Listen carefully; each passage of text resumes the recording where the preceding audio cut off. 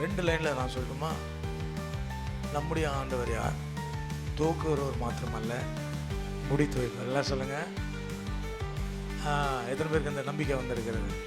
So துவங்கிட்டோம், எப்படி முடியுமோ சந்தேகத்தோட உங்கள் பிஸ்னஸ்லேயோ உங்கள் தனிப்பட்ட வாழ்க்கையிலோ அபிப்பிரிய வாழ்க்கையிலோ கேள்வியோடு வந்திருந்தால் இதுக்கு மேலே விளக்கம் தேவையில்லை. நம்முடைய தேவன் யார்? துவக்கி வைப்பவர் மாத்திரமல்ல, முடித்து வைப்பவர். சரி, அந்த முடிவு எப்படி இருக்கும்? அது கிரீடம் போல இருக்கும். அந்த முடிவு எப்படி இருக்கும்? ஆசீர்வாதமாக இருக்கும்.